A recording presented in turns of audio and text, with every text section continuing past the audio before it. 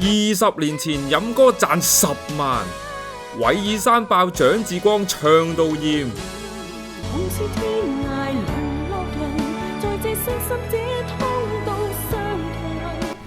老表令相逢何必曾相識翻 hit， 依家好多人爭住揾蔣志光、韋爾山再次同台啦。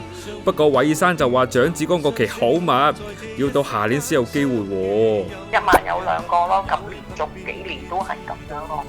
我乜嘢？一定有5位㗎啦，係一定㗎啦。有時咪唱半個鐘頭 show，半個鐘頭大概5首到啦。初頭就係嘅，咁後尾佢唔想再唱嘅時候，我單丁咯。佢唔係咁中意唱咁多呢啲 annual dinner 或者 show，佢唔係咁中意嘅咯。佢自己係咁嘅。